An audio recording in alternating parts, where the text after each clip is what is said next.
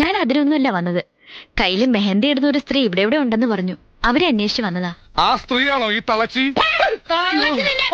നിന്റെ അമ്മയമ്മല്ലേ? നിനക്ക് അങ്ങനെ തന്നെ കാണാ. ധർമ്മേന്ദ്ര, ഒരു പാട്ട് വെച്ച് തന്നാൽ ഞങ്ങൾക്കൊന്ന് എന്റർടൈൻ ചെയ്യാമായിരുന്നു. ഹിന്ദി പാട്ട് മതിയോ? എന്താ പേര്? ബെറ്റി. Sweet name. കേട്ടോ പറ്റി. ലാംഗ്വേജ് എന്തായാലും എനിക്ക് പ്രശ്നമല്ല.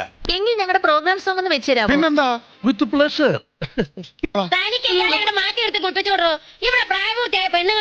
പ്രായപൂർത്തിയായ പെണ്ണുങ്ങളോ? ഏതാത്? ഞാൻ തന്നെ. ഇത് പ്രായപൂർത്തിയല്ല, ഷഷ്ടിപൂർത്തിയാ. അയാൾ ആ സെറ്റ് അയച്ച് കാസറ്റ് ഇവിടെ കൊണ്ടു തരുന്നത് വരെ തന്നെ വിടുന്ന പ്രശ്നമില്ല. ദൈവമേ, അയാളെ കാസ്റ്റായിട്ട് പെണ്ണ് വരല്ലേ? എന്താ പറഞ്ഞേ? അല്ല, നിങ്ങൾ എന്നെ മുറുക്കെ പിടിച്ചിട്ടില്ലേ? എനിക്കപ്പോ ഓടിക്കളയാൻ തോന്നുന്നു. ഇയാൾ പിടിക്കൂ, എല്ലാരും പിടിക്കൂ. ആത്മാർത്ഥം സംഗീതത്തെ കൊല്ലാൻ ഞാൻ സമ്മതിക്കില്ല. ഞാൻ പാടിയാ മതിയോ? നിങ്ങക്ക് പാടാൻ അറിയോ? അറിയൊന്നു. സംഗീതം പഠിക്കണമെന്ന മോഹമായി ഞാൻ ചെന്നുവിട്ടത് ഒരു സിംഹത്തിന്റെ മലല ഉസ്താദ് അലവലാദി ഖാൻ.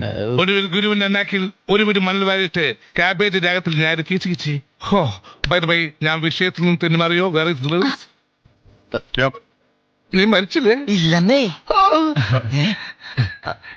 Happy birthday. ഇത് നിന്റെ പുനർജന്മമാണ്. നിന്റെ അച്ഛൻ അച്ഛൻ? ഇയാൾ എന്റെ അച്ഛനാണെന്ന് ആരാ പറഞ്ഞേ? ഇയാള് പറഞ്ഞു. ഒടുവിൽ കുറ്റസമ്മതം നടത്തി അല്ലേ? ഇത് ഞാൻ എന്റെ അമ്മ കൊടുത്ത വാക്കാ. എന്നെങ്കിലും എന്റെ അച്ഛനെ കാണുമ്പോൾ ഈ കരണം തക്കുമെന്ന്. എന്താ ഉണ്ടായത്? എന്റെ അമ്മയെ ഗർഭിണിയാക്കിയിട്ട് കടന്നു കളഞ്ഞ ദുഷ്ടനാണ് ഞാൻ. എന്നിട്ടിപ്പോൾ വന്നിരിക്കുന്നു അച്ഛനാണെന്ന് പറഞ്ഞ്. അച്ഛനാണത്രേ അച്ഛൻ.